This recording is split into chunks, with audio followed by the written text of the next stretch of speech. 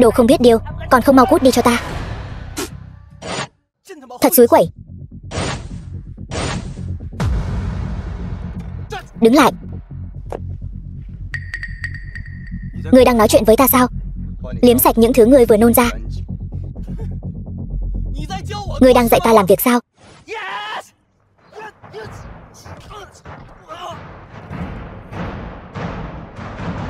Nhìn khắp Đông Hải này, không có mấy ai dám đối đầu với ta. Ngao Diệp, nhóc con, ngươi là ai?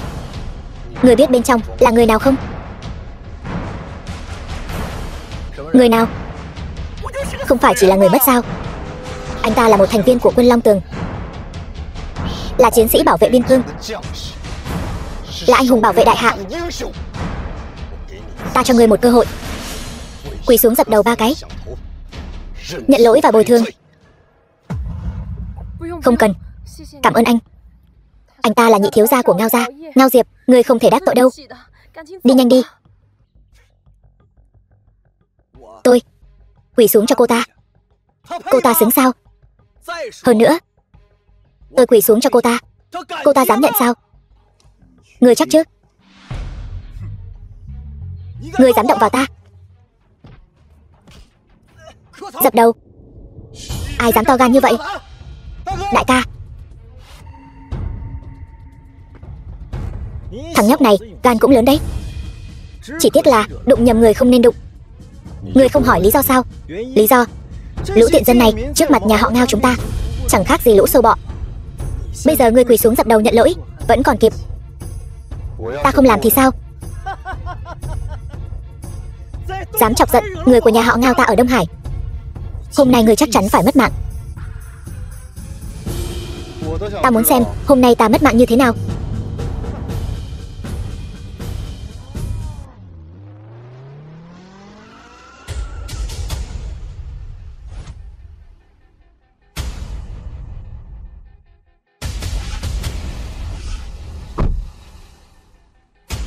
The film was translated and narrated by M Media. Ngao Hiên nhà họ Ngao bái kiến Lạc tiểu thư. Tần công tử. Cô là nhà họ Lạc Đông Hải. Lạc Khê. Nhà họ Lạc Đông Hải. Chưa từng nghe qua. Tần công tử chưa nghe qua cũng là chuyện bình thường. Tuy nhiên ta đã bắt đầu chú ý đến Tần công tử từ rất sớm rồi. Hơn nữa ta còn biết Tần công tử lần này đến Đông Hải là vì kháng thể. Công tử, có một hợp tác, chúng ta lên xe nói chuyện nhé. Ta không muốn nhìn thấy hai người bọn chúng nữa. Ném xuống biển cho cá ăn. Vâng, tiểu thư.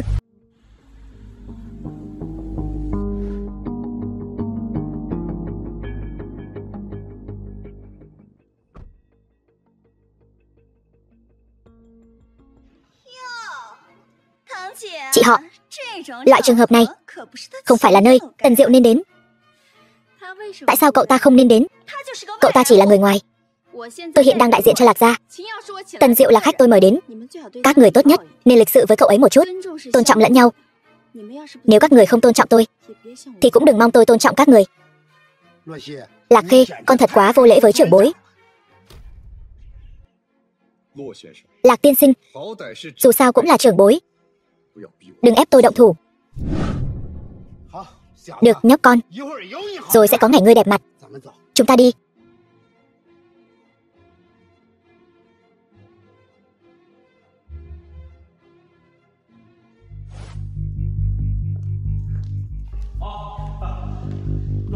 Lạc tổng, Lạc tiểu thư, Ngao gia chủ, Ngao thúc thúc. Hôm qua hai đứa con trai của tôi bị ném xuống biển. May mà có người cứu chúng. Nếu không hai đứa con trai bất tài này của tôi đã thành mồi cho cá rồi. Vậy mà có kẻ dám bắt nạt hai vị công tử như vậy. Ngao thúc thúc, họ rõ ràng không coi người nắm giữ toàn bộ thế lực ngầm Đông Hải ra gì mà. Lạc tiểu thư, người dạy dỗ hai đứa nó chính là chị họ của cô, Lạc Khê. Ông không muốn biết hai vị công tử nhà ông hôm đó đã làm gì sao? Ở Đông Hải, Ngao gia chúng ta cũng là đại gia tộc có máu mặt. Đừng nói là đàn bà mất chồng, dù là tiểu thư của tiểu gia tộc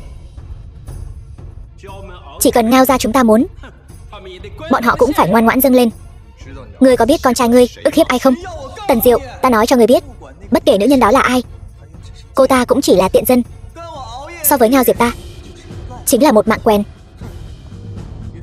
Đừng nói là ức hiếp cô ta, dù ta giữa đường bắt nạt cô ta, các vị ở đây có thể nói gì đây? Chồng cô ta là thành viên quân Long Tường. Cô ta là quả phụ của anh hùng hộ quốc. Quả phụ hộ quốc thì sao? Cũng đâu phải thành viên quân Long Tường. Kẻ nào sỉ nhục gia quyến liệt sĩ chắc chắn phải mất mạng. Tần Diệu, lời này đừng nói quá mạnh miệng. Đừng tưởng Lạc tiểu thư chống lưng cho ngươi là ngươi không biết trời cao đất dày sao? Tiểu tử, đây không phải Lạc gia, không ai chống lưng cho ngươi đâu. Còn chưa tới lượt ngươi ở đây làm càn. Đúng, đây không phải Lạc gia, cũng chưa tới lượt một kẻ không phải người thừa kế như ông ở đây dương ngoài diễu võ. Ba, chúng ta vẫn nên ít xen vào thì hơn. Cả Đông Hải, ai mà không biết chị họ ta là người thế nào? Từ chối lời theo đuổi của Lâm nhị thiếu gia, ở bên ngoài còn khá nổi tiếng. Lạc Vân, ta thật sự nghi ngờ ngươi có phải người của Lạc gia không? Sao hả? Cứ vội vã như vậy đem Lạc gia bồi thường cho Lâm gia.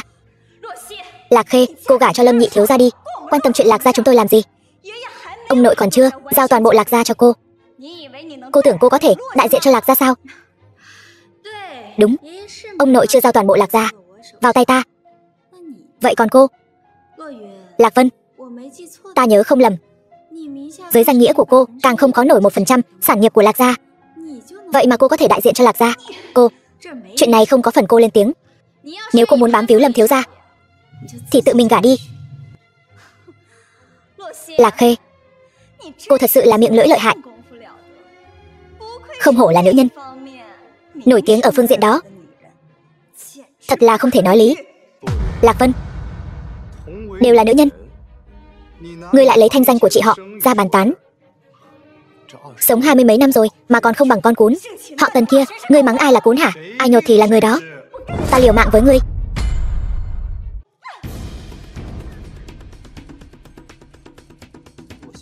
Lạc tiểu thư, cô cứ để mặc một người ngoài ức hiếp em họ mình như vậy. Nếu chuyện này truyền ra ngoài, thể diện của Lạc gia biết để đâu? Thể diện của Lạc gia biết để đâu? Hình như không đến lượt nhà họ Ngao các người lo liệu đâu.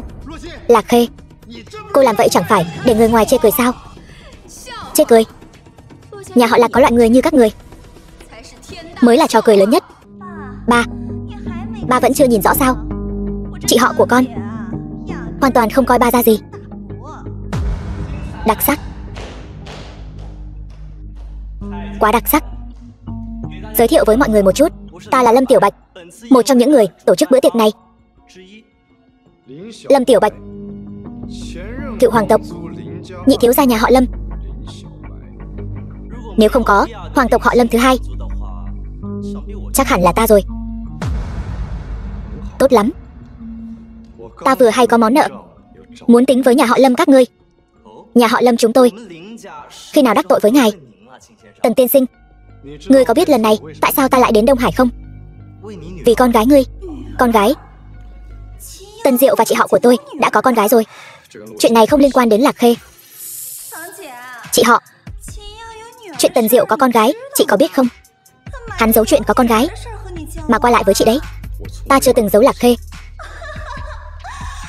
Tốt, ta đã nói rồi, quả nhiên là chị họ của ta. Đừng nói cái tên họ Tần này kết hôn sinh con rồi. Nói con của hắn còn lớn hơn cả chị. Chị cũng không ngại. Lạc Vân, ngậm cái mồm thối của cô lại. Còn ông nữa, Lạc Thiên Phóng, ông nghĩ ông là người tốt sao? Chuyện của mẹ ta, Lạc Vân là tiểu bối thì thôi đi, ông là kẻ chủ mưu. Ông nghĩ ông hại mẹ ta phải nằm viện, nhà họ Lạc sẽ để ông làm chủ sao? Nếu không phải ông không có năng lực, ông nội năm đó sao lại phải để mẹ ta vất vả? Ông thì hay rồi, ăn cháo đá bát. Nhà họ Lạc nếu giao vào tay ông, sớm đã bị những thế gia Đông Hải này thâu tóm rồi. Lạc Khê, chúng tôi đến đây không phải để ngươi tán gẫu chuyện nhà. Tần tiên sinh, ngươi cứ nói rõ đi. định tính sổ với nhà họ Lâm chúng tôi. Thế nào đây? Tần Diệu, ngươi còn muốn tính sổ với nhị thiếu gia? Xứng sao? Mau quỳ xuống, ngoan ngoãn dập đầu nhận lỗi đi. Có lẽ nhị thiếu gia còn có thể tha cho ngươi một mạng.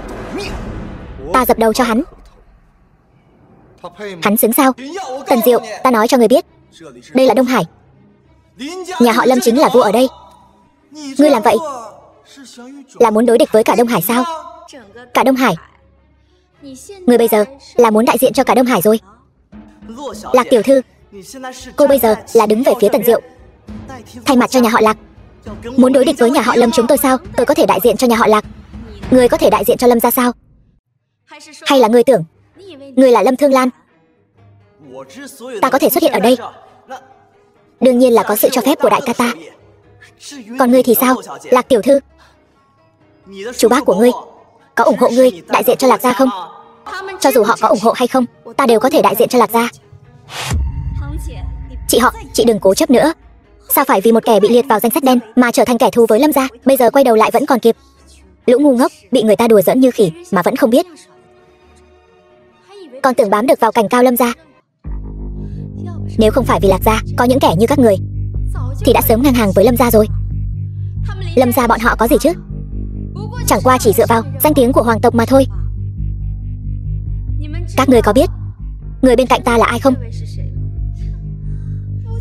Chẳng phải chỉ là tên trai bao mà chị bao nuôi sao? Trai bao? Lạc Vân, đầu óc cô toàn cháo sao? Trai bao dám đến Đông Hải tìm Lâm gia tính sổ. Có trách Gia Gia không dám giao Lạc gia cho cô. Cô ngoài việc mang họ Lạc, còn điểm nào giống Gia Gia nữa?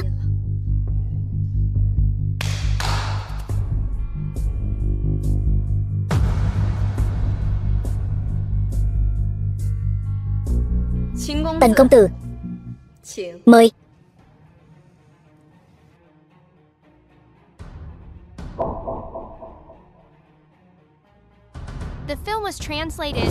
Để ta nói cho các ngươi biết hắn là ai. Hắn tên là Tần Diệu, là cửu tinh chiến thần của Đại Hạ Quốc, là đội trưởng hiện tại của Long Hồn, đội đặc chiến mạnh nhất Đại Hạ, là tổng chỉ huy tối cao của quân Long Tường, cũng là truyền nhân duy nhất của Tần gia hoàng tộc. 8 năm trước, hắn dẫn Long Tường quân san bằng liên minh liệt cường Tây Vực, cũng trong năm đó thành lập Long Hồn. 5 năm trước, dẫn theo tiểu đội 10 người của Long Hồn tiến vào Mạc Bắc, khiến 16 nước Mạc Bắc không thể tiến thêm một bước. Năm ngoái, là một mình hắn phá vỡ cuộc tấn công lớn của 16 nước Mạc Bắc cùng các bộ lạc du mục biên giới. Một người như vậy cũng là người mà ngươi có thể đắc tội sao? Một người cha, một anh hùng của quốc gia, vì con gái đang nằm trên giường bệnh, hắn có lỗi sao?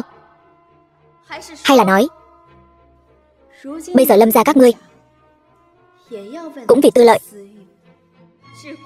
mà không mang đến anh hùng quốc gia, đúng không? Ngao gia chủ, bây giờ ngươi còn cảm thấy việc con trai ngươi sỉ nhục vợ của liệt sĩ quân Long Tường là một chuyện nhỏ không đáng kể sao? Hay là nói ngài cảm thấy nếu có 10 vạn Long Tường quân tiến vào Đông Hải thêm một lần nữa, ngươi mới hài lòng? Nói hay lắm. Lạc tiểu thư, bài phát biểu này của cô thật sự khiến người ta chấn động. Ta, một sát thủ ẩn mình trong bóng tối, cũng cảm thấy nhiệt huyết sôi trào. Nam nhi phải như thế, không hổ là sư phụ của ta. Đông Hải đệ nhất sát thủ Viêm đế Tiêu Viêm bái kiến sư phụ. Một ngày làm thầy, cả đời làm cha. Hôm nay ta, Tiêu Viêm, nói rõ ở đây, kẻ nào dám làm khó dễ sư phụ ta, chính là cùng ta, Tiêu Viêm, có thù không đội trời chung. Ta, Tiêu Viêm, đơn độc một mình, chỉ cần không lấy mạng ta ngay tại chỗ, ngày khác ta nhất định đến cửa hỏi tội. Kẻ mà Tiêu Viêm ta muốn lấy mạng chưa từng sống qua ngày thứ hai. Tiêu Viêm nói, cũng chính là điều tôi muốn nói. Long tiểu thư, Mạc tiên sinh, Lâm nhị thiếu không cần căng thẳng. Lần này tôi đến không đại diện cho bất kỳ ai. Tôi và Long Anh tiểu thư chỉ là bằng hữu chơi từ nhỏ đến lớn của Tần Diệu mà thôi. Nhưng mà nếu ai đắc tội bằng hữu của tôi, vậy tôi với tư cách cá nhân cảnh cáo mọi người, ta cũng sẽ lấy mạng người đó. Tần tiên sinh, ngài luôn miệng nói vì con gái của ngài.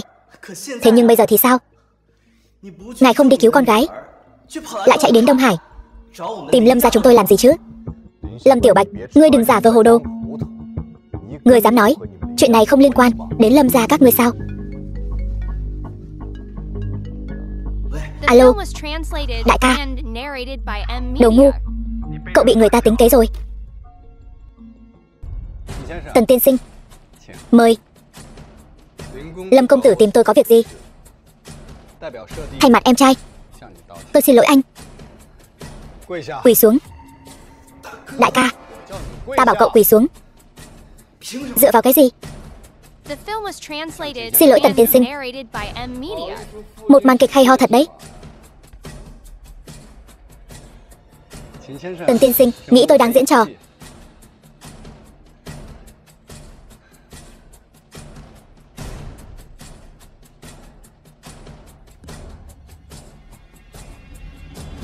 Nếu đã vậy thì tôi sẽ đánh cho đến khi Tần tiên sinh hài lòng.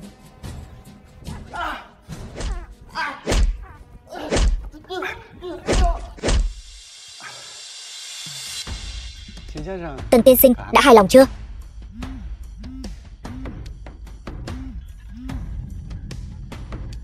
Tần Diệu, mau quay lại. Virus trong người Tư Giao phát tác rồi. Kháng thể. Kháng thể. Tôi không có thời gian nói nhảm với anh. Giao kháng thể ra đây, ngay bây giờ. Tần tiên sinh đừng vội. Tôi sẽ bảo thằng em bất tài này của tôi nói.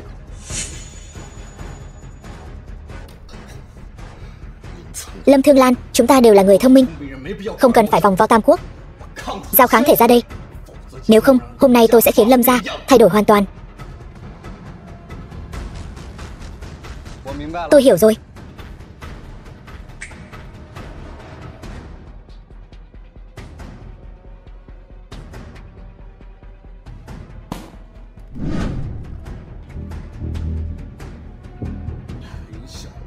Lâm Tiểu Bạch, cậu căn bản không xứng mang họ Lâm.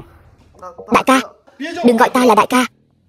Bây giờ, ngay cả nghe giọng cậu, ta cũng thấy ghê tởm. Cậu có biết cậu đã phá hỏng bao nhiêu năm kế hoạch của ta không? Kế hoạch vốn đã sắp thành công rồi. Cậu lại cứ khăng khăng làm cái yến tiệc vô dụng đó. Lâm gia có loại người như cậu, sớm muộn gì cũng bại trong tay cậu. Truyền lệnh của ta, bất kể giá nào, phải chặn Tần Diệu lại.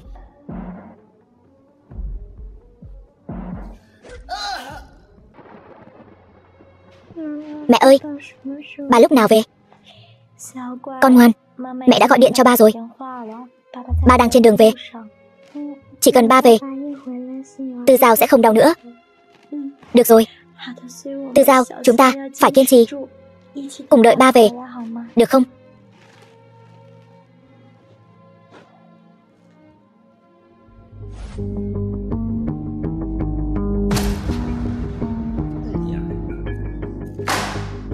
Ai ra lệnh này? Tần Diệu. Nhưng hắn là cửu tinh chiến thần của chiến bộ chúng ta. Hắn phản quốc khi nào? Lão Long, đừng giận tôi. Đây là lệnh từ công bộ, tôi cũng không làm gì được. Công bộ cái khỉ gì? Từ bao giờ công bộ lại quản đến chiến bộ chúng ta? Rõ ràng là hai bộ phận độc lập mà. Cho dù Tần Diệu có phản quốc thì cũng là chiến bộ chúng ta tự ra lệnh, cũng không đến lượt công bộ ra lệnh thay chúng ta. Lão Long, đây là quyết định của cấp trên. Tôi khuyên ông đừng nhúng tay vào chuyện này. Ông trừng mắt với tôi cũng vô ích. Có vài chuyện không phải chúng ta có thể quyết định.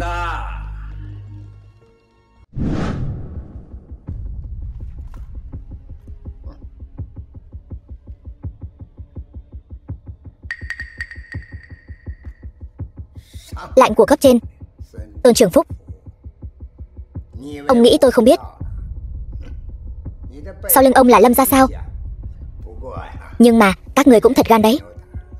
Bảo chiến bộ đi bắt Tần Diệu.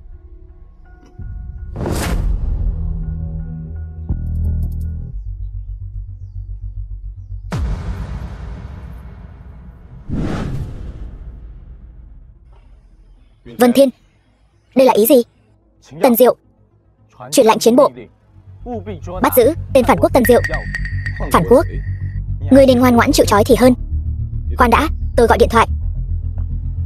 Vâng, thống soái. Anh Triệu, anh đang chào kẻ phản quốc đấy sao? Câm miệng. Chúng ta đều biết chuyện gì đang xảy ra. Làm cho có lệ thôi. Tôi không tin bọn sâu mọt này có thể lật đổ được thống soái. Cần gì anh nhắc nhở? Khốn kiếp, lũ sâu mọt này.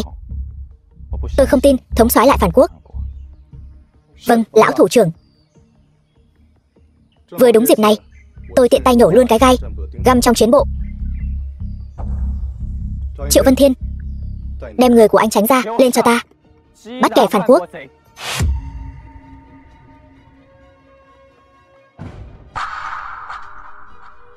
Nghiêm.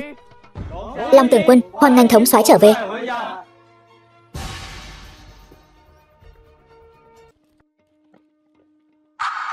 Tên phản quốc Tần Diệu, ngươi còn mặt mũi mà quay về sao? Chiến bộ tốt bụng bồi dưỡng ngươi, vậy mà ngươi lại trở thành kẻ phản quốc. Chiến bộ tuyệt đối không dung thứ kẻ phản bội. Mau chịu trói đi. Chỉ có nhiêu đó người thôi sao? Thật là không thấy quan tài không đổ lệ mà. Tần Diệu, ta thừa nhận ngươi rất lợi hại. Nhưng dù ngươi có lợi hại đến đâu, ngươi chắc chắn ngươi cản được trường này. Đừng quên, người của Hạ Cường ta huấn luyện ra cũng là bách chiến tinh binh. Tuy không sánh bằng Long Hồn và Long Tường Quân, nhưng bọn họ cũng không phải dạng vừa đâu. Hạ Cường, ngươi nghĩ ta không rõ sao? Vừa rồi ta đã nói chuyện với lão thủ trưởng rồi. Xem ra ngươi chính là cái gai mà chiến bộ cần nhổ bỏ. Tần Diệu, ngươi đừng có ngậm máu phun người. Anh em, lên. Thật sự nghĩ có người chống lưng cho ngươi sao? Ngươi đừng quên, Tôn Trường Phúc dù chức cao vọng trọng thì ông ta cũng là người của công bộ. Còn những binh sĩ này đều là người của chiến bộ. Công bộ chiến bộ gì chứ? Tần Diệu, người phản quốc đã là sự thật rồi. Còn đứng ngây ra đó làm gì? Bắt phản quốc.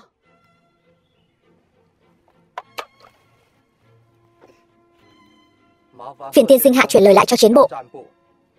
Lục Chiến Quân, quân đoàn trưởng quân đoàn 4 Trương Tam, xin từ nhiệm. Các ngươi làm gì? Các ngươi muốn làm gì? Chiến bộ hạ lệnh bắt giữ kẻ phản quốc. Tần Diệu phải bị bắt. Các ngươi bỏ súng xuống làm gì?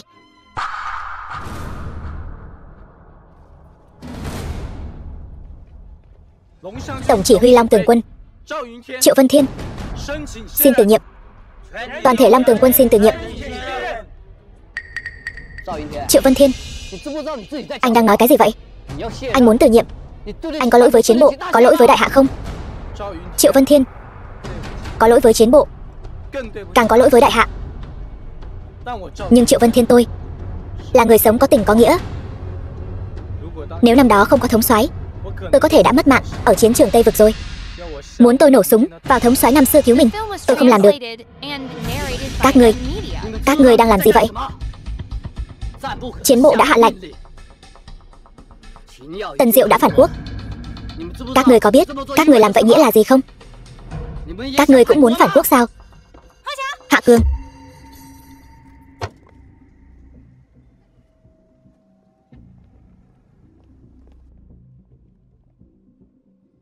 ta thấy kẻ muốn phản quốc chính là ngươi đấy. Long Anh, cô cũng là cháu gái của lão thủ trưởng. Chẳng lẽ cô cũng muốn bao che cho tên phản quốc này sao? Bao che? Sự thật rốt cuộc là như thế nào trong lòng ngươi rõ ràng. Cấp trên của ngươi, hắn càng biết rõ tình hình ra sao. Ở đại hạ chẳng mấy ai có thể làm ta bị thương đến mức này. Trên đường ta đến đây đã gặp hai tên lính quèn chặn đường ta. Ta thấy chúng đã dùng thuốc gen. Thí nghiệm chiến binh gen đã bị cấm rõ ràng trong văn kiện Long Đầu từ 5 năm trước. Vậy mà hôm nay ta lại thấy được hai tên chiến binh gen sống sờ sờ. Ta muốn hỏi, hai liều thuốc này là do ngươi hay kẻ đứng sau ngươi giở trò? Chuyện hôm nay ta sẽ bẩm báo đúng sự thật với ông nội ta, xem lão nhân gia người phán xét thế nào.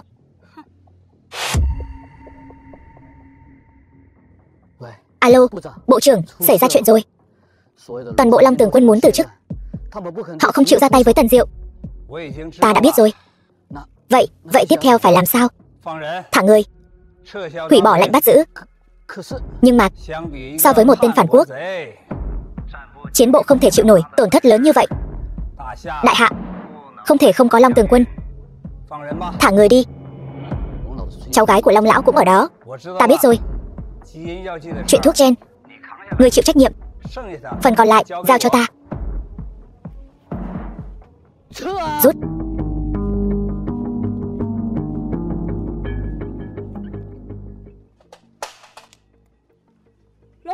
Long hồn tiểu đội hoan nghênh công tử trở về đội. Đi thôi.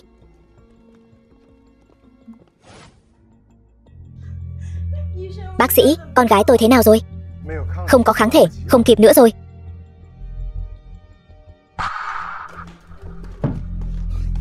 Bác sĩ, đây là kháng thể.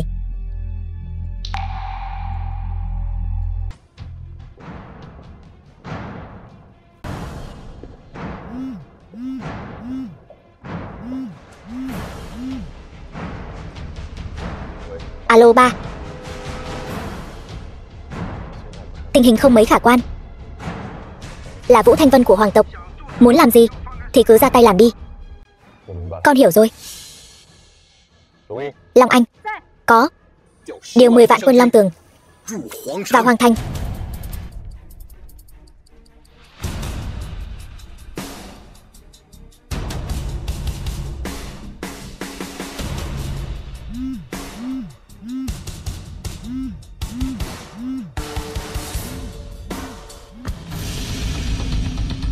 Lão thủ trưởng, Tần Diệu, ngươi đang làm gì vậy?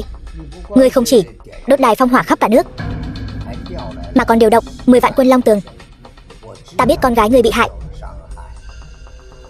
Ngươi định gây chiến sao? Ngươi là thống soái tối cao của đại hạ, cũng là vị cửu tinh chiến thần duy nhất. Đương nhiên, ngươi đã không chỉ một lần cứu quốc gia thoát khỏi nguy nan, nhưng ngươi cũng không thể làm bừa. Theo ta thấy thì kẻ làm hại con gái ngươi chắc hẳn là người nước ngoài. Ngươi làm gì vậy? Ngươi đây là đang gây rối nội bộ đấy. Kẻ ra tay với con gái ta đã tìm được rồi. Hoàng tộc Vũ gia. Vũ Thanh Vân. Cái gì? Vũ Thanh Vân? Kẻ ra tay với con gái ngươi là cháu trai ta, Vũ Thanh Vân. Kẻ tiêm virus đã tiêu đời rồi. Vài ngày trước, có người chuyển vào tài khoản của hắn 50 triệu. Người này chính là cháu trai của ông. Vũ bộ trưởng, còn gì muốn nói không? Vũ Linh Dương, chỉ bằng thứ này mà có thể chắc chắn hung thủ là cháu trai ta sao?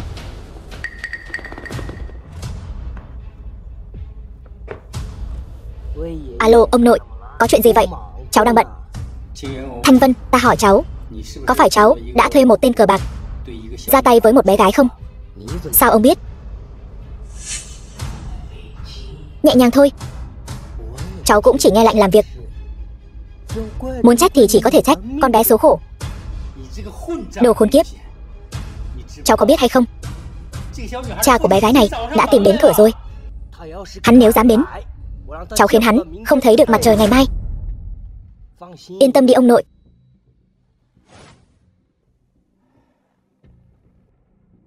Bộ trưởng Vũ, ngươi đều nghe thấy rồi chứ? Tần Diệu, là Vũ gia chúng ta có lỗi với ngươi.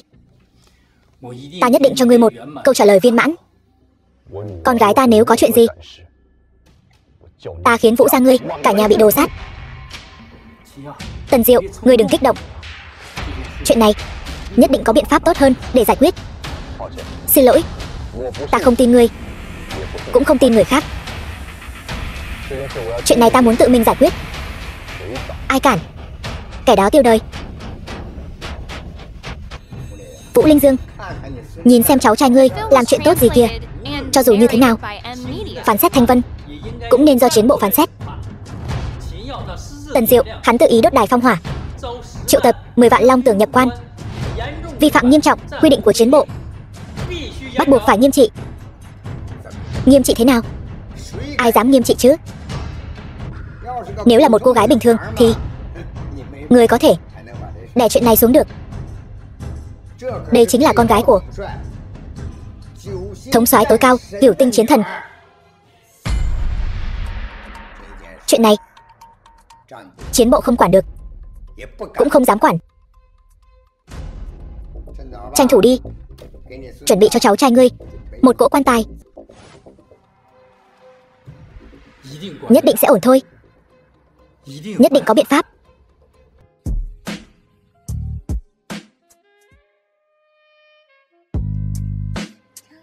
Há miệng. Ngon không?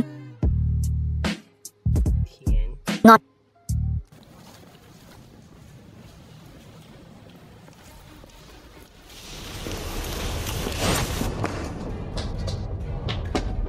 Đứng lại, người phương nào?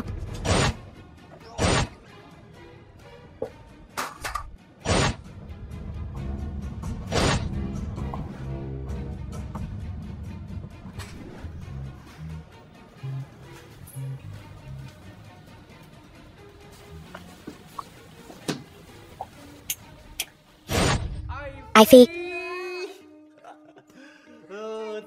Nàng càng ngày càng tinh nghịch. Ai Phi, chuyện con gái ta là do ngươi làm sao? Kháng thể đâu? Dám sát hại bổn vương, ta lấy mạng ngươi.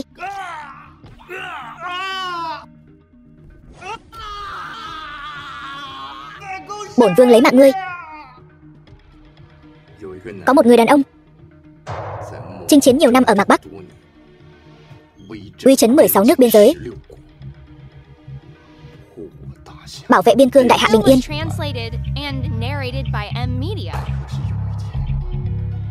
Cô con gái mà ông ta xem như báu vật bị người ta tiêm một loại virus chưa từng thấy, hiện giờ đang nằm trên giường bệnh thập tử nhất sinh. Những người mà anh ta liều mình bảo vệ bên ngoài chính là loại người này. Ngươi nói xem, người đàn ông này, anh ta sẽ làm gì?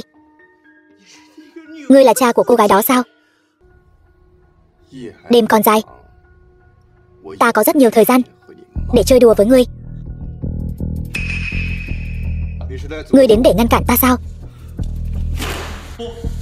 Không, Vũ Thanh Vân tiêu đời là đáng đời. Ta chỉ là một người chứng kiến mà thôi. Tần huynh, lần này bất luận kết quả ra sao, nhưng huynh tự ý điều binh mạo phạm hoàng tộc. Với năng lực của Vũ gia, chức vị thống soái tối cao của huynh e là không giữ được. Nếu ngay cả con gái mình mà cũng không bảo vệ được, chức thống soái tối cao này ta không làm cũng được.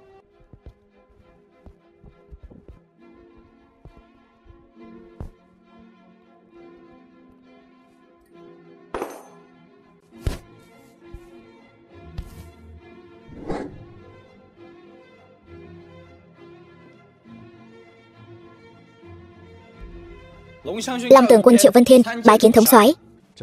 Làm vậy thật sự đáng sao? Người không hiểu. Các tướng sĩ Long Tường Quân, các người không ngại đường xa vạn dặm đến đây trợ giúp ta. Tần mỗ vô cùng cảm kích. Nhưng mà đến đây thôi. Ta tuyên bố, từ hôm nay trở đi, ta sẽ từ nhiệm chức đội trưởng Long Hồn tiểu đội, do Long Anh tiếp quản, đồng thời từ bỏ chức thống soái Long Tường Quân. Nhưng dù ta có ở đây hay không thì cũng vậy, luật pháp để lại không thể thay đổi. Là người, điều quan trọng nhất là cốt khí. Đại hạ có ta, khiến hải ngoại phải khiếp sợ. Nhưng người mà bọn chúng khiếp sợ không nên chỉ là một mình Tần Diệu ta. Mong rằng các người có thể tiến thêm một bước. Vị thống soái tiếp theo của Long Tường Quân chính là một trong số các người. Long Tường Quân cung tiễn thống soái. Thánh nữ Âu Dương Tĩnh Tây Vực Bạch Đà Phong bái kiến ân nhân. Thẩm Vạn Tam thủ phủ Đông Châu bái kiến Tần công tử. Sao các người lại tới đây? Không có Tần công tử thì không có Thẩm Vạn Tam ngày hôm nay. Huống hồ con gái của Tần công tử còn bị tên cẩu tặc Vũ Thanh Vân hãm hại, nhất định phải lấy mạng hắn ta để đền. Hiện tại các người đều giữ chức vụ cao, không cần phải theo ta mạo hiểm. Bạch Đà Phong xin thể cùng ân nhân đồng sinh cộng tử. The film was translated and narrated by M Media. Ngươi đừng lại đây, là Lâm gia khiến ta làm như vậy. Kháng thể đâu? Kháng thể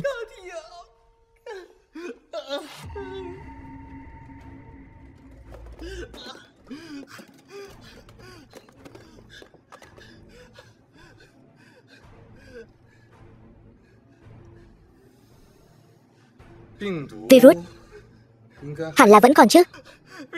Virus vẫn còn.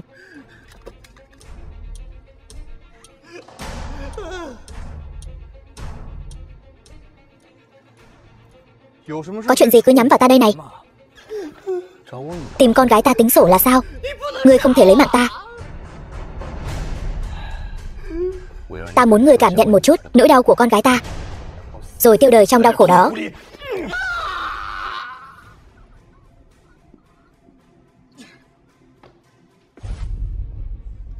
Tư Giao, xin lỗi con.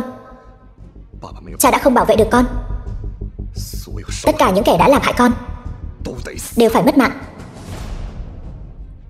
Vũ gia không cần phải tồn tại nữa. Ông nội, tặng ông một bông hoa. Bông hoa đẹp quá, ngoan lắm. Lão gia công tử, có người ngoài cửa cầu kiến, tự xưng họ Tiêu. Dẫn vào. Vâng. Sư phụ, không phải đã bảo con ở Đông Hải bảo vệ Lạc Khê sao? Đã xảy ra chuyện gì? Ngay sau khi sư phụ rời khỏi Đông Hải, Lâm gia bắt đầu gây khó dễ, nhắm vào Lạc gia. Ban đầu hai bên còn nói là ăn miếng trả miếng, nhưng đến lúc quan trọng, Lạc lão gia bị bệnh. Lũ Lạc gia gió chiều nào che chiều ấy lại ngả về phía Lâm gia. Sư phụ, người Lạc gia hiện giờ bị địch tấn công từ hai phía, có chút khó chống đỡ. Tần Diệu, nên đi thì cứ đi đi. Ơn nhỏ giọt nên báo đáp như suối tuôn. Tần gia chúng ta là người biết báo đáp. Tần Diệu, đi đi. Sự tồn tại của Lâm gia giống như một quả bom hẹn giờ. Bây giờ bọn họ có thể nhắm vào Lạc gia, tương lai sẽ nhắm vào Tần gia chúng ta. Hơn nữa, con gái chúng ta cũng hy vọng cha nó là một đại anh hùng. Cha vốn dĩ là một đại anh hùng, cha lại sắp đi cứu thế giới rồi.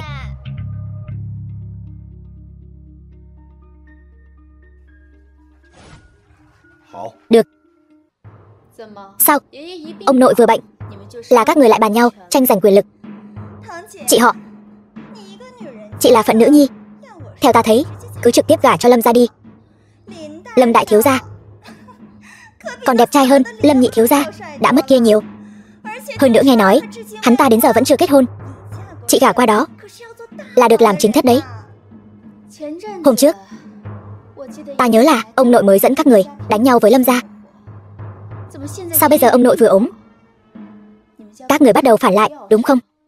Lạc Khê, sao chúng ta lại làm phản chứ? Sao cô biết? Chúng ta không phải vì Lạc gia. Tuy lão gia ngã bệnh, Lạc gia bắt buộc phải chọn ra người đứng đầu mới. Mọi người đều có quyền tự do bầu cử. Chỉ cần là người Lạc gia thì đều có một phiếu. Tôi bầu cho ba tôi. Ba tôi là trưởng nam, lẽ ra phải do ông ấy đứng ra chủ trì. Tôi cũng chọn đại bá. Đại bá đức cao vọng trọng, hoàn toàn xứng đáng. Tôi cũng bầu cho đại ca. Đại ca nên gánh vác trọng trách này. Đợi lão gia tỉnh lại, chúng ta bàn bạc chuyện khác. Đâu ra chuyện nam nhân đời thứ hai không làm gia chủ, lại để một hậu bối đời thứ ba đứng ra lãnh đạo. Đúng vậy, lại còn là con gái, danh tiếng cũng chẳng ra gì. Cảm ơn mọi người tiến cử. Trong lúc nguy cấp này, tôi sẽ miễn cưỡng gánh vác trọng trách này. Đợi khi nào lão gia tỉnh lại, rồi để lão gia quyết định người kế nhiệm. Ý tôi là, tuy lão gia ngã bệnh, nhưng Lạc gia chúng ta vẫn là một khối thống nhất, cùng huyết thống, cùng tiến cùng lui, cùng nhau vượt qua khó khăn. Hay lắm.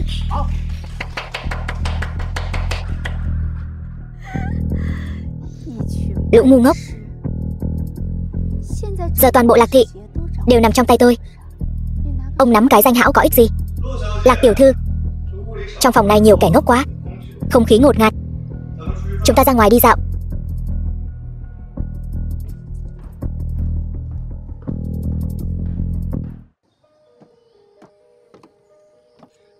Vừa rồi cô xử lý rất tốt. Không có gì, chỉ là bọn nhảy nhót thôi. Xem ra tình hình không mấy khả quan. Bọn họ đã không nhịn được muốn ra tay với cô rồi. 3 năm trước bọn họ không ra tay là sai lầm của chúng. Còn bây giờ tôi càng không thể cho chúng bất kỳ cơ hội nào. Cô tự tin vậy sao? Là bọn họ quá manh động.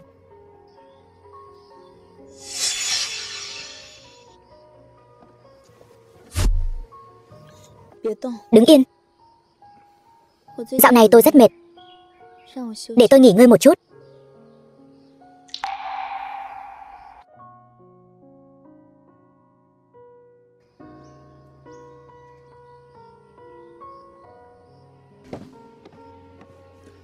Tần tiên sinh, bọn họ mời người qua đó một chuyến. Đi thôi.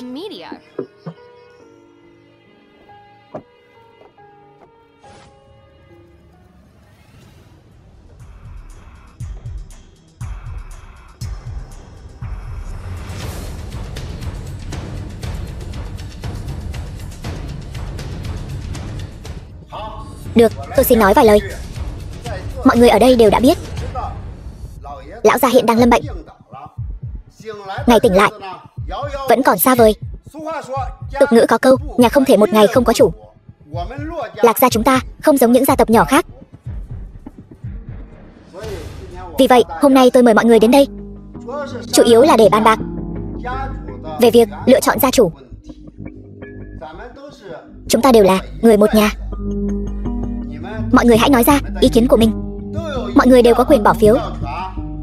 Tân gia chủ cần phải thực hiện tất cả công việc gia đình của Lạc gia và cả công việc kinh doanh. Ba, còn bầu cử gì nữa? Chiều nay chẳng phải đã bầu một lần rồi sao? Ba bây giờ chính là gia chủ Lạc gia rồi. Chúng con hoàn toàn phục tùng sự sai khiến của ba. Bá phụ, cháu cũng thấy cuộc bỏ phiếu này không cần thiết nữa. Tâm ý của mọi người đều đã thấy rồi. Nếu người khác làm gia chủ, cháu không phục. Đại ca, đức cao vọng trọng, là người thích hợp nhất cho gia tộc. Lão gia tử sức khỏe không tốt. Đại ca, huynh nhất định phải gánh vác trách nhiệm này. Huynh gánh vác trọng trách này mới thích hợp.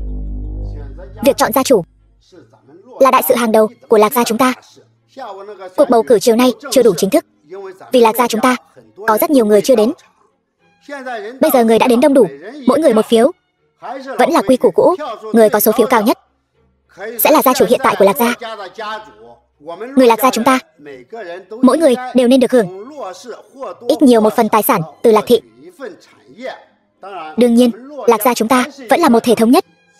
Tôi vẫn hy vọng chúng ta có thể đoàn kết lại, cùng nhau vượt qua khó khăn. Được rồi, tất cả chúng ta đều là người Lạc gia. Bây giờ có thể bắt đầu bỏ phiếu.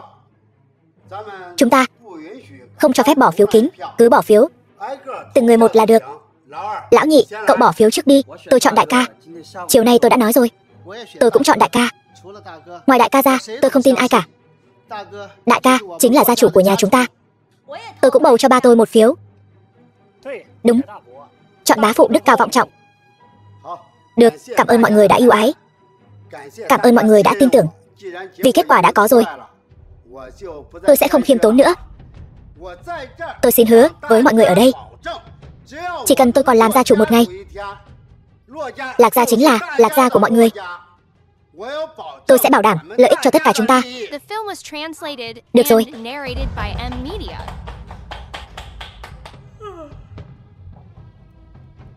Ông xong đủ chưa? Lạc Khê, cô ăn nói kiểu gì vậy?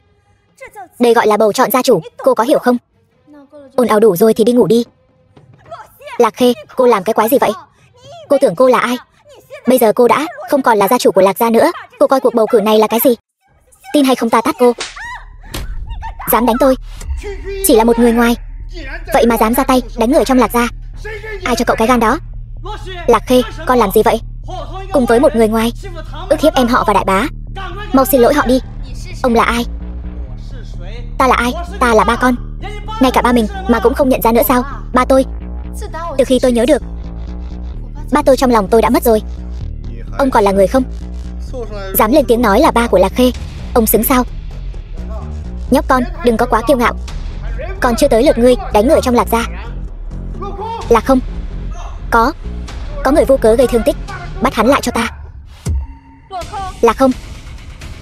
Ta với thân phận gia chủ Lạc gia ra lệnh cho ngươi, bắt tên mơ tưởng đến vị trí gia chủ Lạc gia là Lạc Thiên Phóng, giam lại cho ta, chờ xử lý. Lạc không hiện tại là người của ta, Người không ra lệnh được nữa. Tiểu thư, tôi phải thực hiện, đắc tội rồi.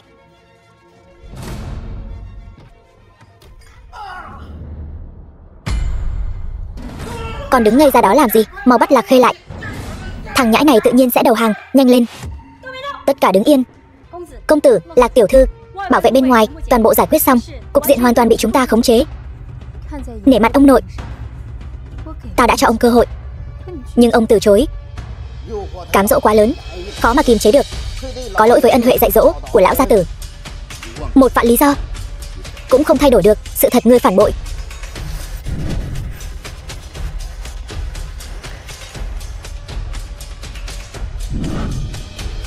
Lạc Khê, ta thật không ngờ cô lại có thể làm ra chuyện lớn như vậy.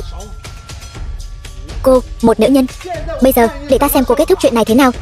Cô muốn trực tiếp lấy mạng ta, hay là ngồi xuống nói chuyện?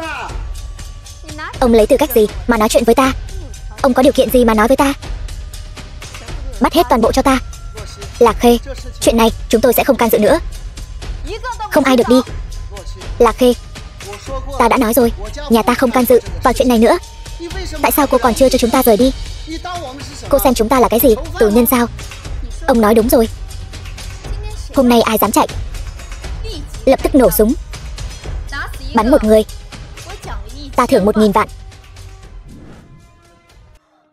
Nhị thúc, thúc mau cầu xin chị họ đi. Chị ấy là con gái của thúc mà. Lạc Khê, cái đó con có thể bảo người của con cất súng trước được không? Đại bá bọn họ chỉ là tính tình hơi nóng nảy thôi. Ta chỉ góp chút ý kiến cá nhân thôi, nghe hay không là tùy con. Nếu ông không đứng ra, Lạc Khê có thể tha cho ông. Bây giờ đứng ra cũng chỉ là để Lạc Khê càng thêm chán ghét những người này. Ông sở dĩ bây giờ đứng ra không gì khác hơn là ông nghĩ ông là cha của cô ấy. Cô ấy là con gái của ông. Nhưng những người này liên thủ khinh dễ Lạc Khê, ông lại thừa cơ hãm hại. Khi Lạc Khê phản kích lại ép cô ấy xin lỗi. Bây giờ chiếm thế thượng phong rồi, ông lại giúp bọn họ cầu xin. Bọn họ làm gì ta sẽ không để ý. Đứng trên lập trường của bọn họ là đối thủ, ta hiểu. Nhưng còn ông lại đang làm gì? Mẹ ta năm đó bị bọn họ hại đến mức phải vào viện. Còn ông lúc đó đang làm gì? Người ta hận nhất là ông đấy.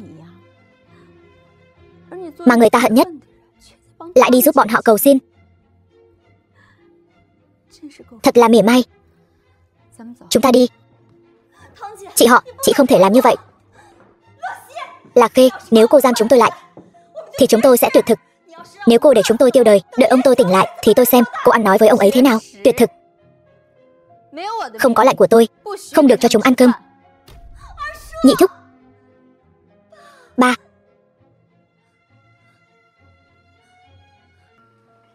Tiểu thư, gần đây tôi đã thu thập được không ít tư liệu về nhà họ Lâm.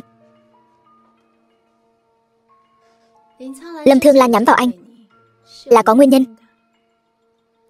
Anh ta từng là ngôi sao sáng nhất của chiến bộ, sinh ra trong Lâm gia, thuộc hoàng tộc đời trước. Từ nhỏ, anh ta đã thể hiện tài năng kinh người. Anh ta thăng tiến vượt bậc, gia nhập chiến bộ vào 12 năm trước, trở thành chiến thần 10 năm trước, 9 năm trước, khiến Đông Doanh và Cao Ly nghe danh đã sợ. Thế nhưng 8 năm trước, anh ta đã rời khỏi chiến bộ. 8 năm trước, đó là 2 năm sau khi tôi gia nhập chiến bộ. Đúng vậy, chính là năm anh dẫn dắt Long Tường quân tung hoành Tây Vực, thành lập Long Hồn. Đại hạ chúng ta có kiểu tinh chiến thần như anh là may mắn. Nhưng đối với người như Lâm Thương Lan mà nói thì đó là bất hạnh. Bởi vì từ nhỏ anh ta đã mang trên mình đủ loại hào quang. Từng có lúc anh ta được coi là tương lai của chiến bộ đại hạ. Nhưng khi anh xuất hiện, tất cả ánh hào quang của đại hạ đều tập trung vào anh. Chính anh đã che lấp hào quang của anh ta. Ông tôi trước đây từng níu kéo anh ta, nhưng bị anh ta từ chối. Có lẽ trong mắt anh ta, đứng thứ hai chính là kẻ thua cuộc. Sau khi rời khỏi chiến bộ, anh ta trở về Đông Hải, chán nản 2 năm. 6 năm trước, anh ta bắt đầu tiếp quản mọi việc của nhà họ Lâm. Sau đó với tốc độ nhanh nhất, đánh bại các gia tộc khác. Vũ gia, 2 năm nay mới bắt đầu tiếp xúc. Chuyện này hình như không liên quan gì đến tôi. Đúng là không liên quan đến anh. Nhưng trong lòng người như anh ta, chính anh đã cướp đi tất cả những gì vốn thuộc về anh ta.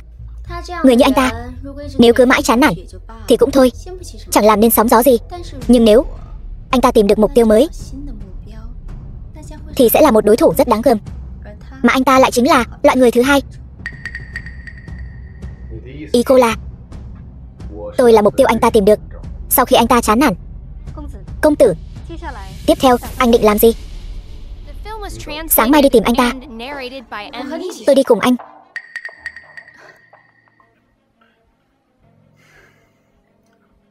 Hai người cứ ở đây đi. Vậy xin hỏi công tử tôn kính, anh lấy thân phận gì mà ra lệnh cho tôi ở lại đây? Bạn bè. Bạn bè thì anh không ra lệnh cho tôi được.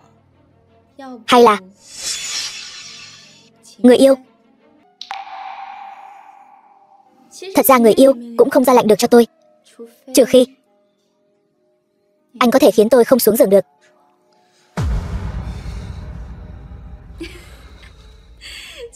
Tần Diệu, anh cũng có lúc thẹn thùng sao? Thôi được, không làm khó anh nữa, anh tự đi đi. Ta thì không phiền anh nữa. Cảm ơn.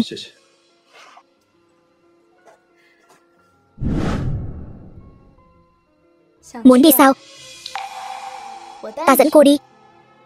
Công tử, anh ấy đã kết hôn rồi. Ta biết. Đại thiếu gia, nước cờ này thật đẹp. Không chỉ bước Tần Diệu vào đường cùng ở Đông Hải, lại còn đả kích Lạc Khê, con đàn bà khốn kiếp đó, còn mua chuộc cả dòng họ Lạc gia. Vậy thì toàn bộ Đông Hải chẳng phải sắp rơi vào tay Lâm gia các ngươi rồi sao? Ngao gia chủ quá khen rồi, chỉ là chút thủ đoạn nhỏ mọn, không đáng nhắc đến. Nói vậy không được. Đại thiếu gia, nếu không có đại thiếu gia ngài, chúng ta sao có thể vui vẻ như vậy? Đúng vậy. Phụ thân, đại ca, chúng ta cùng kính Lâm đại thiếu gia một ly. Nào, đại thiếu gia.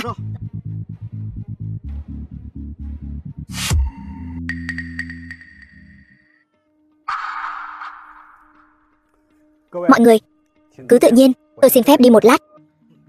Được.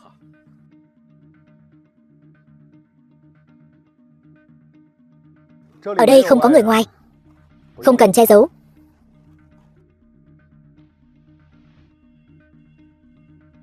Cẩn thận chạy được vạn dặm.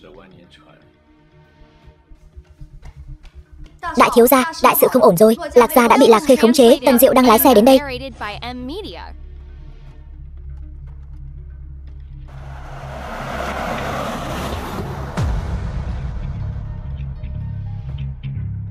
Đại thiếu gia, hà tất phải bối rối. Ngươi và ta liên thủ, cho dù Lạc Khê thật sự nắm quyền Lạc gia thì cũng làm gì được ta. Ngươi vừa mới tìm ta. Tần Diệu đã đến Đông Hải giúp Lạc Khê giành lại Lạc gia. Đại thiếu gia, đây là không tin ta. Điều này khiến người ta khó tránh khỏi nghi ngờ. Vậy thì sự hợp tác giữa chúng ta cũng không cần thiết nữa. Đại thiếu gia nghĩ rằng chỉ một con nhóc là có thể ngăn cản ta sao? Vậy thì ngươi thật sự quá coi thường ta rồi. Coi thường phụ nữ, ngươi sẽ phải trả giá đắt.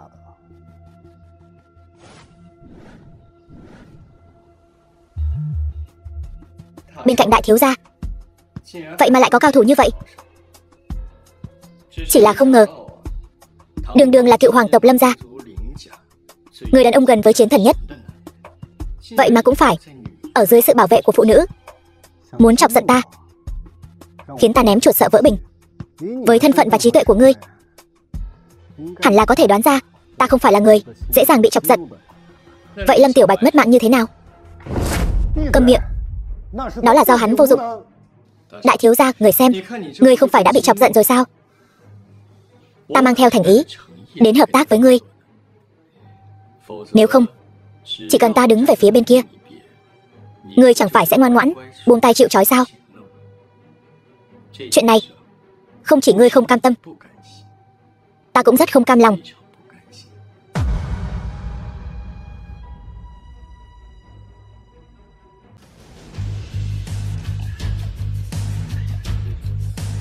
Chư vị,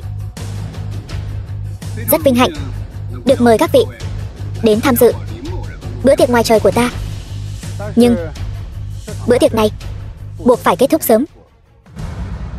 Một vị khách không mời mà đến đang trên đường tới đây. Tin rằng ở đây rất nhiều người đều quen biết.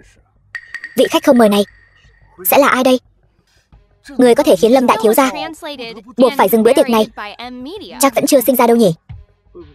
Liệu có phải là cái tên họ Tần kia không? Ngao gia chủ nói đúng lắm, chính là Tần Diệu. Vừa rồi người của tôi báo tin Tần Diệu ngày hôm qua đã đến Đông Hải, và bằng thủ đoạn cứng rắn đã giúp Lạc Khê kia nắm toàn bộ quyền kiểm soát Lạc gia. Và hiện tại hắn đang trên đường đến đây. Hôm nay đã để mọi người không được thoải mái. Tiếp theo là chuyện giữa tôi và Tần Diệu. Mời mọi người rời đi trước. Hắn ta không phải đã về Minh Châu rồi sao? Sao lại quay lại Đông Hải rồi? Cái sao chổi này lần trước đến Đông Hải hại nhị thiếu gia mất mạng, lần này hắn còn dám đến. Còn không mau câm miệng cho ta. Đại thiếu gia, con tôi còn nhỏ, không hiểu chuyện, mong đại thiếu gia đừng chấp nhặt nó. Cứ coi nó như cái rắm, tha cho nó đi. Giở trò sau lưng thì có bản lĩnh gì chứ? Ta cho ngươi một cơ hội, đường đường chính chính đấu. Tần Diệu, ngươi còn dám đến Đông Hải? Có gì mà không dám? Sao lại muốn bị ném xuống biển cho cá ăn? Tần Diệu, ngươi dám ra tay ở đây sao? Có gì mà không dám? Ngao gia các người chỉ là một thế lực ngầm ở Đông Hải. Chiến bộ ra tay với các người là rất hợp lý. Ngươi tưởng đây là Minh Châu sao? Ở đây sao có thể dung túng cho ngươi ngông cuồng như vậy? Ngông cuồng? Ta không nghĩ đây là ngông cuồng. Ta có đủ năng lực để nghiền nát các người. Các người lui xuống trước đi.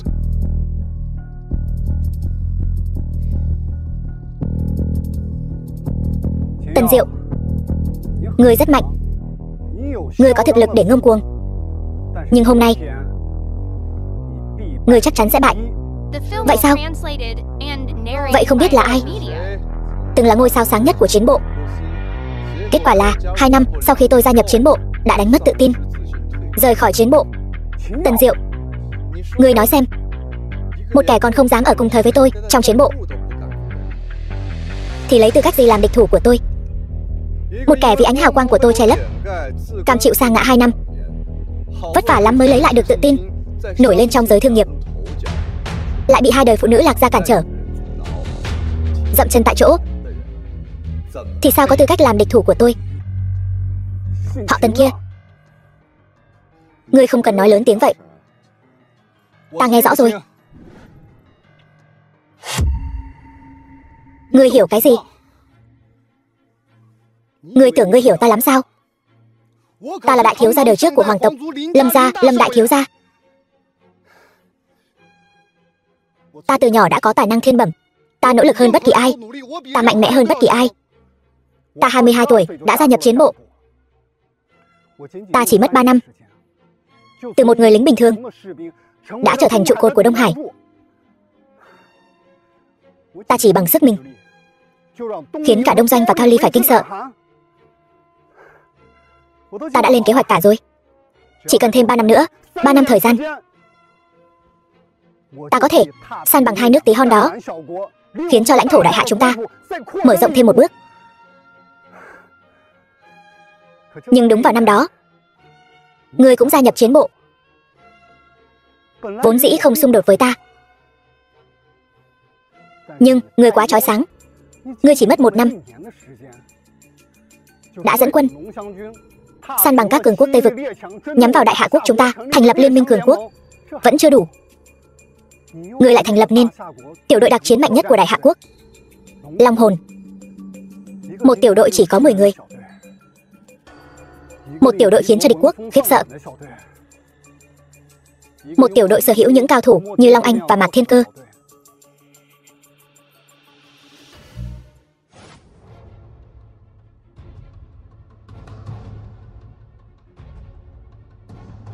Giữ vững chí hướng ban đầu, ta xin tuyên thệ vào hôm nay, ta sẽ tận trung chức trách, không màng danh lợi, Ta sẽ không sợ hy sinh, sinh tử tại đây. Ta là thanh kiếm sắc bén trong bóng tối, là ánh sáng lúc bình minh. Ta xin dâng hiến sinh mạng và vinh quang cho Long hồn. Hôm nay như vậy, ngày sau cũng vậy. Cả đời này không hối hận khi vào đại hạ. Ta dùng máu của mình để chứng minh cho Long hồn.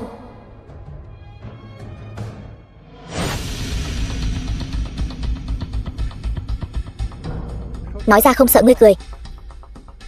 Ngươi có biết không, năm đó ta cũng giấu tên tham gia vào cuộc tuyển chọn cho chiến bộ đại hạ. Ta đã bị loại. Tần Diệu, ngươi có biết không, lúc đó ta đã từng ngưỡng mộ ngươi, cũng từng cố gắng đi theo ngươi. Ta đã thất bại. Nhưng còn ngươi thì sao? Khi chúng ta vẫn còn tuân theo câu hại người đại hạ dù xa tất trừng trị, thì ngươi đã nói ra câu cuồng ngôn lan truyền khắp nơi. Đừng nói là động vào người của đại hạ ta, cho dù là động vào một con cún của đại hạ ta, cũng phải khiến hắn trả giá đắt. Ngươi có biết không, lúc đó khi ta nghe câu nói này, trong lòng đã cuồn cuộn dâng trào. Tần của Tần Hoàng Hán Vũ, Diệu của Quang Tông Diệu Tổ. Ngươi không hổ danh cái tên này. Nhưng còn ta là Lâm Thương Lan. Ta là hy vọng của Lâm gia chúng ta. Lâm gia chúng ta từng là hoàng tộc. Nếu muốn Lâm gia chúng ta trở lại hoàng tộc, ta nhất định phải trở thành chiến thần. Nhưng tại sao ngươi, một kẻ không thuộc hoàng tộc, lại có thể trở thành chiến thần? Ta không cam lòng. Nhưng ta không cam lòng thì có thể làm gì? Ngươi có biết lúc đó chiến bộ nói gì không? Họ nói nếu ta, Lâm Thương Lan, là ngôi sao sáng nhất của chiến bộ, thì ngươi chính là vầng trăng sáng. Ánh sao đom đóm sao có thể sánh với vầng trăng sáng? Ta thua rồi. Thua thảm hại. Tất cả ánh đèn sân khấu đều hướng về ngươi. Tất cả tài nguyên cũng đều nghiêng về phía ngươi. Ta giống như tàn binh bại tướng. Tàn quân bại trận. Bại trận như núi lở. Tần Diệu, vì ngươi, Lâm gia chúng ta không thể nào quay lại hoàng tộc được nữa. Tàn binh bại tướng chỉ là tàn binh. Còn có nửa câu sau: kẻ bại không sợ mất mạng, tương lai giàu như núi. Lâm Thương Lan, kẻ cướp đi tất cả của ngươi không phải ta, mà là chính ngươi. Chính ngươi tự tay đẩy mình xuống vực sâu. Vì bị ta vượt qua mà suy sụp sa ngã. 300 vạn người của đại hạ chiến bộ ta bị ta vượt qua. Sao chỉ mình ngươi? Triệu Vân Thiên hắn suy sụp, Trần Bình sa ngã sao? Còn có nhiều tướng sĩ như vậy. Bọn họ có ai vì thế mà đánh mất niềm tin? Không phải tất cả bọn họ đều uy chấn một phương, trở thành trụ cột của đại hạ sao? Nhưng dù thế nào đi nữa, thì đây cũng không phải là lý do ngươi ra tay với người nhà của ta. Ngươi hiểu gì chứ? Ngươi chỉ là một đứa trẻ hoang được nhặt về nuôi. Làm sao ngươi hiểu được tâm trạng của ta?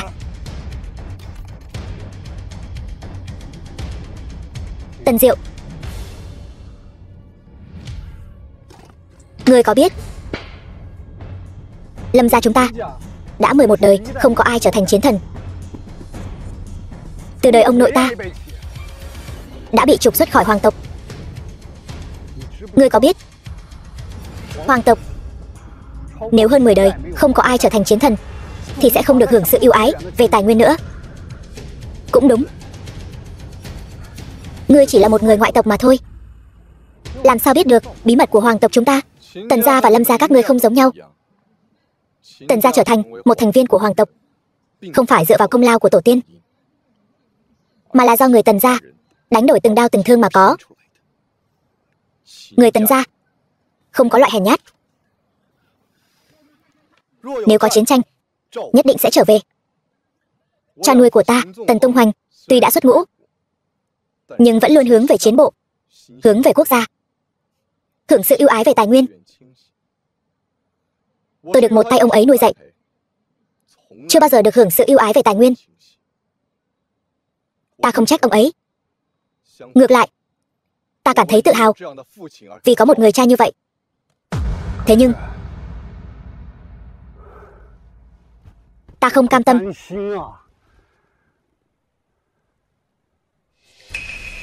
Tần Diệu, kẻ không cam tâm còn có ta. Là ngươi. Đúng, là ta. Sao có thể? Sao lại là ngươi? Thiên Cơ, chúng ta là huynh đệ, lớn lên cùng nhau từ nhỏ. Tại sao không thể là ta?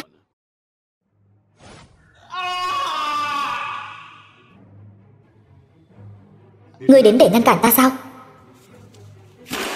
Không. Vũ Thanh Vân tội đáng mất mạng. Ta đến chỉ làm chứng thôi.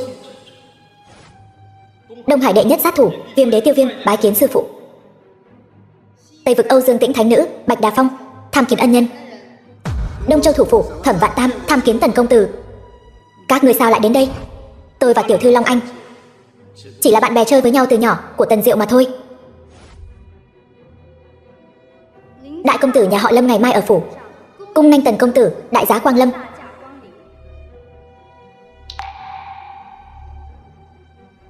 Phải. Lâm Thương Lan đã như vậy, tại sao không thể là ngươi? Tần Diệu, quả thật chúng ta hồi nhỏ là huynh đệ tốt. Thời điểm đó tình cảm của chúng ta thật sự rất tốt. Nhưng ta dù sao cũng là người Mạc Gia. Người Mạc Gia. Đúng, dù sao ngươi cũng là người Mạc Gia. Mạc Gia cũng là hoàng tộc. Phải, Mạc Gia quả thật là hoàng tộc. Nhưng Mạc Gia đã 9 đời không có chiến thần. Chẳng lẽ ngươi cũng nghĩ là ta đoạt đi tất cả những gì vốn nên thuộc về ngươi sao? Ngươi đoạt đi tất cả. Vũ Thanh Vân bọn họ cũng là một trong số đó. Vũ Thanh Vân, Thiên Cơ, chúng ta hồi nhỏ không phải rất ghét hắn sao? Thiên Cơ, lần này sao cậu dẫn đầu đánh Vũ Thanh Vân? Ai bảo cái thằng nhãi danh đó xưng thần tử, còn bảo ta thần phục hắn. Hắn đáng đời. Thiên Cơ, cậu xấu tính như vậy, sau này nhất định không có bạn gái. Không tìm được bạn gái, ta sẽ cầu Long Gia Gia. Long Gia Gia nhất định sẽ gả cậu cho ta. Mạc Thiên Cơ đáng ghét, Mạc Thiên Cơ xấu tính, sau này hãy gọi huynh ấy là đại ca. Cậu chỉ là đồ đần. Ta không nghe. Đúng vậy, chúng ta hồi nhỏ quả thật rất ghét hắn. Nhưng chúng ta bây giờ đã không còn là hồi nhỏ nữa. Nhưng ước mơ hồi nhỏ của ngươi là trở thành thư ký của lão thủ trưởng.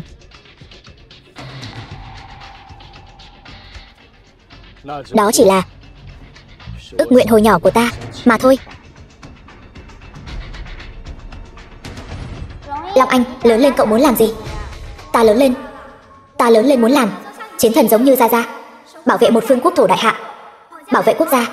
Còn các cậu, Tần Diệu, cậu nói trước đi. Ta muốn trở thành anh hùng của toàn đại hạ, để thế giới cảm nhận được sự cường thịnh của đại hạ vài trăm năm trước. Lý tưởng thật vĩ đại. Ta muốn làm thư ký của Long Gia Gia. Như vậy Long Gia Gia nghỉ hưu, Long Anh tiếp quản, ta có thể ở bên Long Anh. Vậy nên đều không thể quay lại nữa sao? Không thể quay lại nữa. Ngươi phải nhìn rõ cục diện. Bây giờ là 3 đánh 1. Ngươi nên đầu hàng đi. Ai nói là 3 đánh 1? Chúng ta cũng là 3 người. Sao các cô lại đến đây? Anh đang lo lắng cho ta sao? Rất nguy hiểm, ngươi mau đi đi. Bảo tôi đi. Vậy là anh đang lo lắng cho ta. Người bạn thân nhất của tôi đã phản bội tôi. Lần này tôi cũng khó tự bảo vệ mình, không thể đảm bảo an toàn cho cô. Mau đi đi. Không sao, yên tâm, vào lúc quan trọng tôi tuyệt đối sẽ không kéo chân anh. Tần Diệu, đối thủ của ngươi là ta. Phân tâm khi đối chiến với ta có thể sẽ mất mạng. Long Anh, bảo vệ Lạc Khê.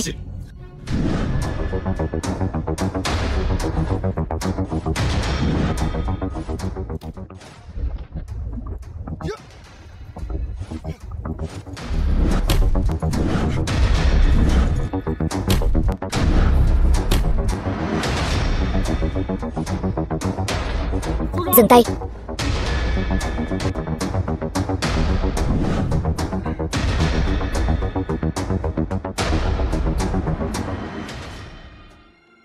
Tần Diệu, ta cho ngươi hai lựa chọn. Một, ngươi cứ tiếp tục đánh, ta sẽ lấy mạng Lạc tiểu thư trước. Hai, ngươi thay cô ta làm con tin, ta thả hai người họ đi trước. Mạc Thiên Cơ, ngươi điên rồi. Rõ ràng hiện tại chúng ta đang chiếm ưu thế. Bây giờ ngươi lấy mạng người phụ nữ này. 3 so với 2. Dù tính thế nào, chúng ta cũng thắng. Lâm đại thiếu, tôi không điên. Nếu bây giờ ta lấy mạng Lạc tiểu thư này thì Tần Diệu sẽ không còn vướng bận. Vậy ba chúng ta sẽ tiêu đời ngay tại đây. Tôi và Tần Diệu là bạn bè từ nhỏ. Tôi rất rõ thủ đoạn của hắn. Ngươi thật sự hiểu ta. Được, ta đồng ý trao đổi.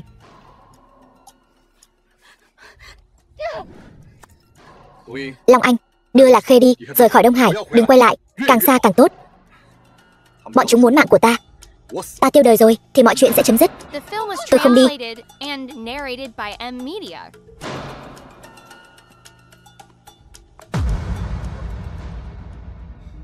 Nếu đã sống không được bao lâu nữa, hãy để tôi mất một cách minh bạch. Ngươi còn muốn rõ ràng điều gì nữa? Các ngươi đối xử với ta như vậy không chỉ là vì ta che khuất hào quang của ngươi. Dù sao thì ta cũng nghĩ vậy. Còn về Lâm đại thiếu thì ta không rõ lắm. Tần Diệu ơi Tần Diệu, ngươi quá chói sáng. Đến nỗi không chỉ những kẻ mặc Bắc và Tây vực bị ngươi trấn áp. Đông Hải hay là Nam Cương? Nam Cương. Thật ra Đông Doanh và Cao Ly đã bị ta đánh bại từ 9 năm trước. Bây giờ bọn chúng cũng chỉ dám lên tiếng thách thức thôi. Chỉ cần chúng ta có chút dấu hiệu dùng binh, bọn chúng sẽ lập tức chạy đến xin lỗi. Còn về Nam Cương, ngươi còn nhớ 2 năm ta sa đọa chứ? Tiếp tục. Đáng lẽ ta sẽ mãi chìm đắm cho đến khi bọn chúng tìm thấy ta. Đại thiếu, có người Nam Cương đến tìm.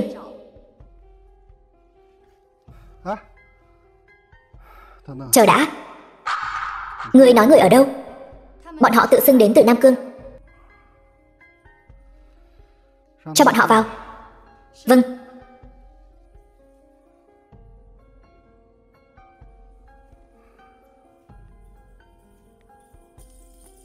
Lâm đại thiếu, xin chào. Tôi là sứ giả đến từ Nam Cương. Lâm đại thiếu, rượu chè chỉ có thể làm tê liệt bản thân, nhưng không thể giải quyết vấn đề. Tôi nghĩ ngài cần được cứu rỗi.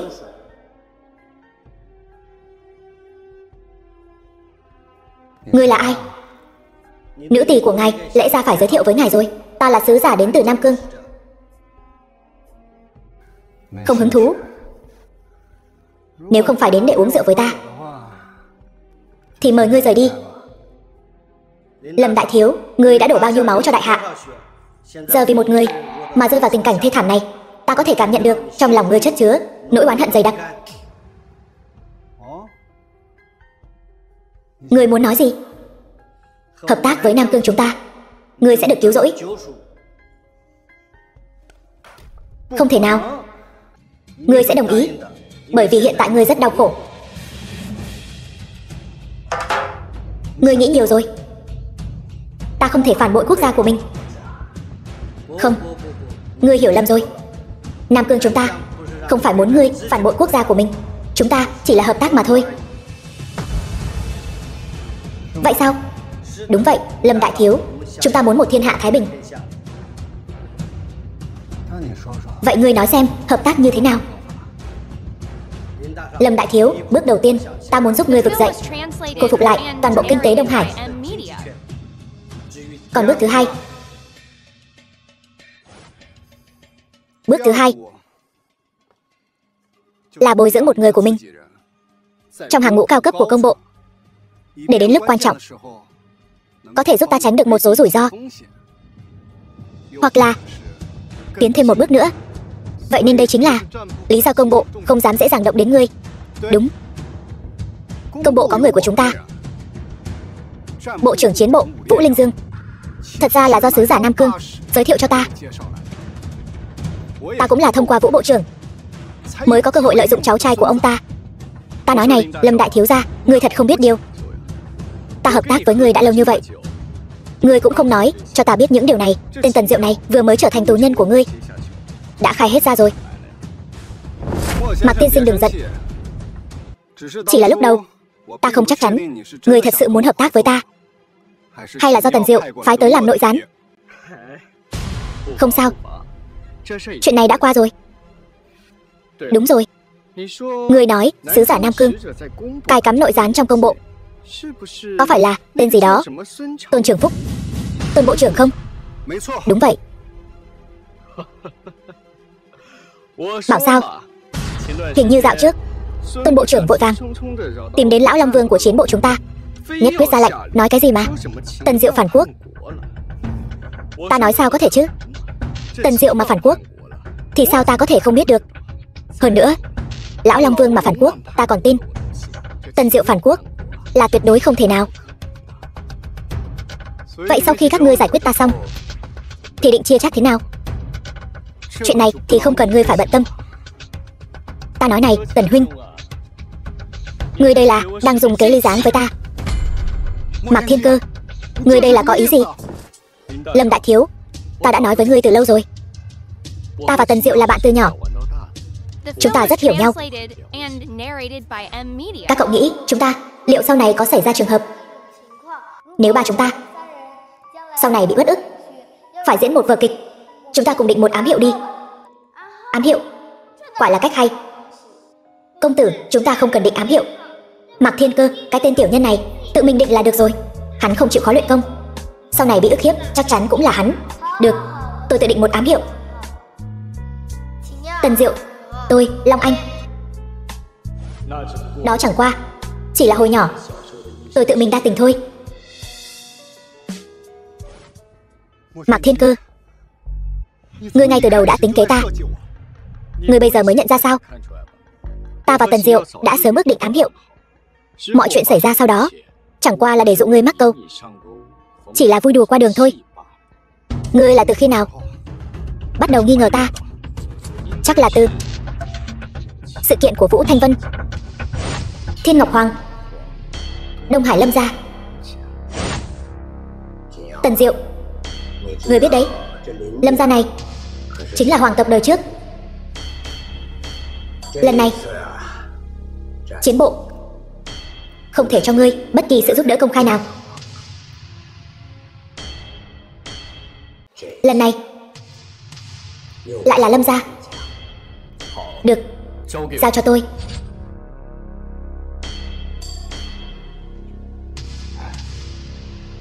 Đây là mặt nạ đặc chế mà ngươi muốn. Bất kỳ thiết bị nào cũng không thể dò ra, nó có thể ghi âm.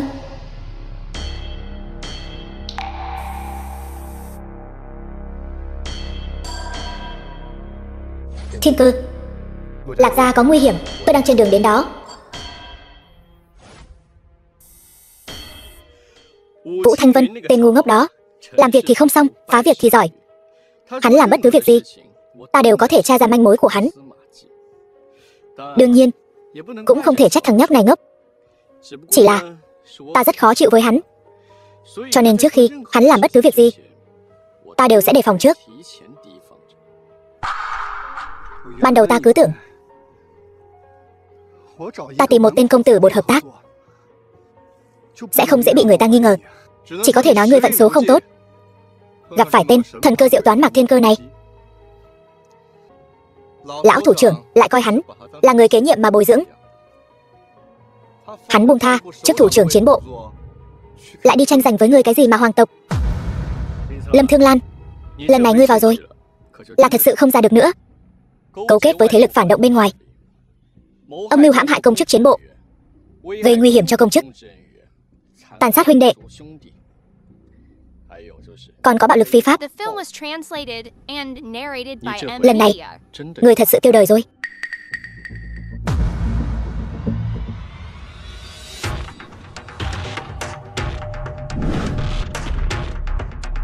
Đưa đi, vâng.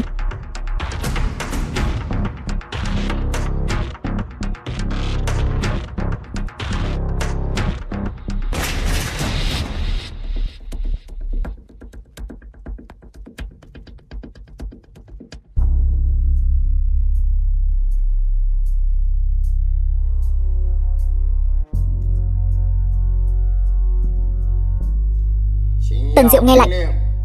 Có. Nay phong ngươi làm tổng tư lệnh tối cao, Long Tường quân. Tần Diệu lĩnh mệnh, nhất định không phụ sứ mệnh, bảo vệ đại hạ của ta, xã tắc bình an. Long Anh nghe lệnh. Có. Nay phong ngươi làm Cửu tinh chiến thần đời mới của Hoa Hạ. Long Anh nghe lệnh, nhất định không phụ sứ mệnh, bảo vệ đại hạ ta, xã tắc bình an.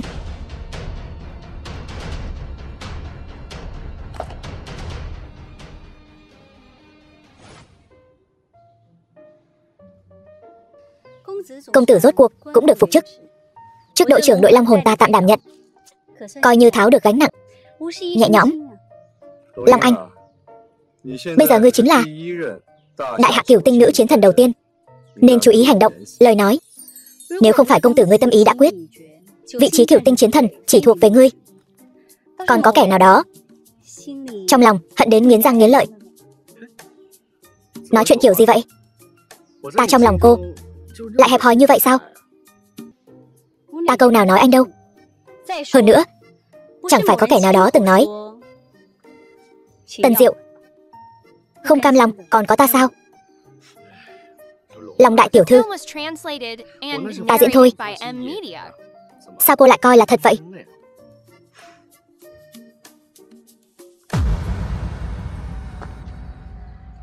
Tần công tử, mấy ngày không gặp, nhớ ta không? Lạc tiểu thư, ta đã nói rất nhiều lần rồi. Tần công tử thích ngươi, là Đông Hải Lạc gia gia chủ ta.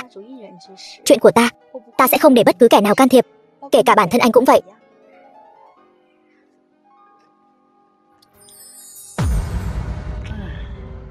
Lại bị đá rồi. Cũng không biết vị Lạc gia gia chủ ngươi lúc này tâm tình thế nào.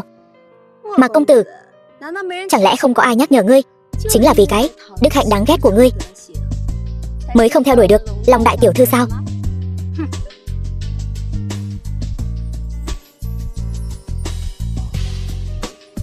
Hai người này sao lại thân rồi?